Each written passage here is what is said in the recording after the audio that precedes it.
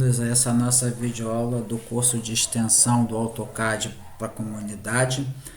Hoje nessa videoaula eu mostrarei como é que nós fazemos o desenho das cotas.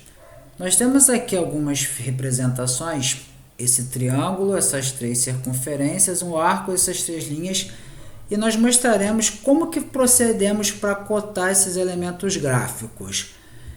Esse triângulo que está aqui à nossa esquerda, nós vamos cotar os catetos e a hipotenusa.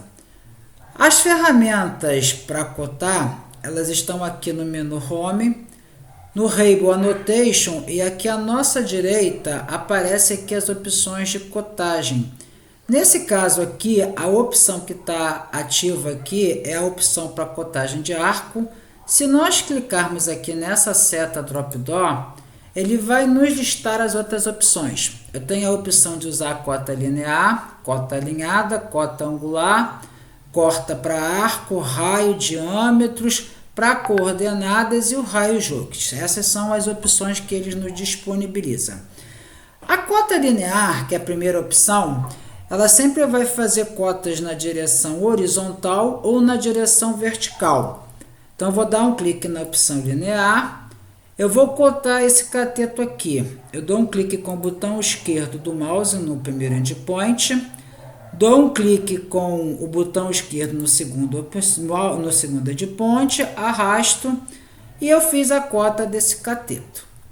O cateto aqui vertical é o mesmo procedimento. Eu dou um clique aqui na cota linear. Vou clicar aqui nesse endpoint. Vou clicar no segundo endpoint ou no nó. E fiz a cota do segundo cateto. A hipotenusa, o que acontece? Se nós formos utilizar a opção de cota linear, mesmo ela com essa inclinação, eu não vou conseguir cotar, porque a cota linear, ela só faz cotas na direção ou horizontal ou vertical. Nunca ela vai fazer cotas nas direções inclinadas.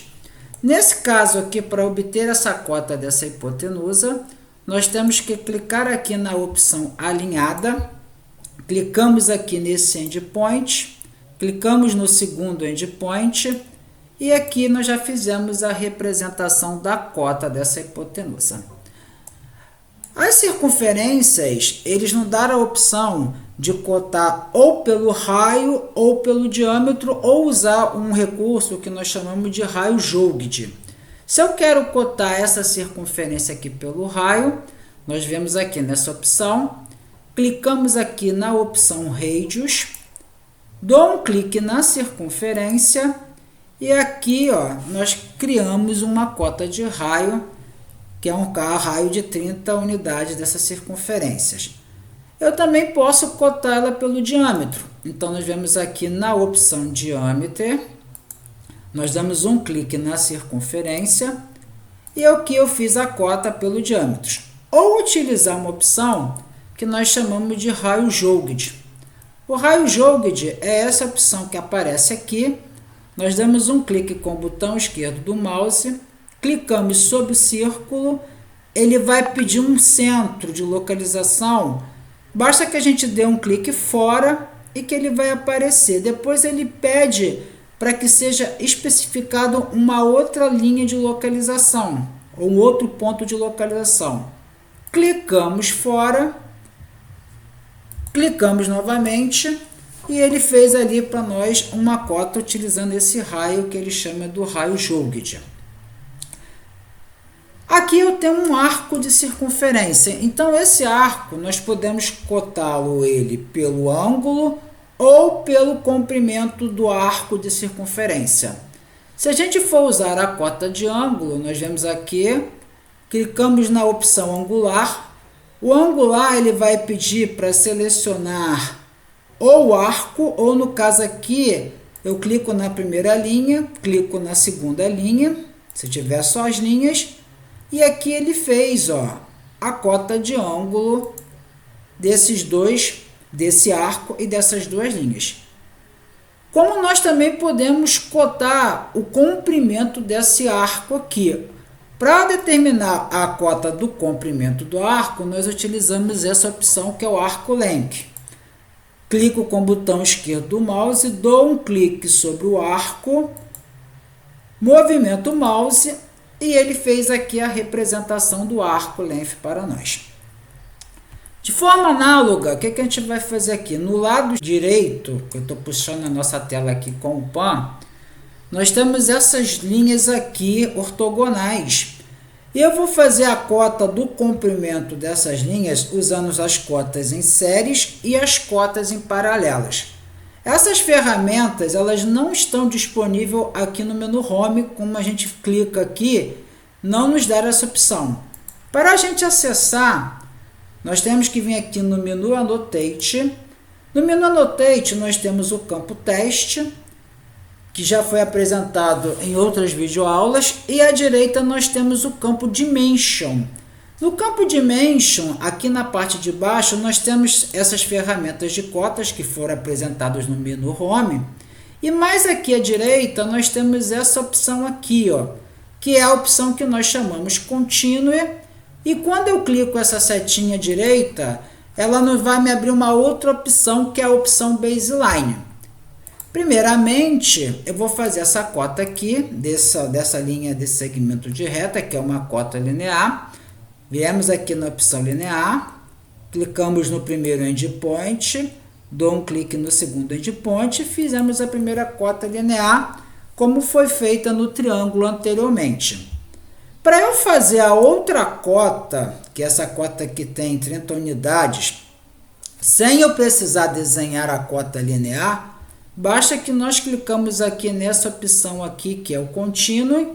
Se não lembrar o atalho, pelo teclado, se a gente digitar GimCont,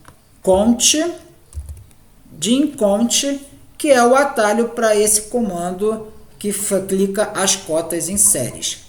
Então, nós clicamos aqui na opção GimCont. Vocês observam que automaticamente ele já vai puxar a minha cota em série. Clicamos aqui ó, no segundo endpoint, o comando ainda está ativado, ou seja, quantas cotas em série nós quisermos fazer, ele vai fazer. Dou ESC para sair do comando, porque nós já fizemos essas duas cotas, que são as cotas que estávamos precisando para fazer essa representação desse elemento gráfico. Assim como nós criamos as cotas em séries, ele também nos possibilita criar as cotas em paralelos. Vamos primeiro desenhar a cota linear, que é a cota desse segmento de reta que aqui está, a cota de 50 unidades. Para que possamos fazer a cota em paralelo, a opção é o que nós chamamos de Gim Baseline, que é essa opção que está aqui. Damos um clique com o botão esquerdo do mouse, que automaticamente ele já vai puxar a nossa baseline abaixo daquela que nós criamos ali. Dou um clique e fizemos agora a representação com uma cota em paralelo. Lembrando que a NBR 101.26 ela nos permite essas duas possibilidades de cotas, lembrando que essa cota em série ela depende do acúmulo de tolerâncias especificado no projeto. Então, o desenho das cotas não tem dificuldades. Só que o que ocorre aqui? Aqui à nossa esquerda, nós temos um desenho, um objeto, que o tamanho dele ele é 10 vezes menor do que o tamanho desses que estão à nossa direita. Então, eu vou querer cotar a profundidade desse objeto aqui, representado na vista lateral direita. Se nós procedermos aqui, vamos clicar numa cota linear. Clicamos aqui nesse primeiro endpoint aqui, nesse segundo endpoint aqui, e olha o que ocorreu. Essa cota ela está totalmente desproporcional ao tamanho do objeto se comparado com as que estão aqui representadas no desenho à direita. Isso ocorre porque essas cotas aqui elas estão desconfiguradas.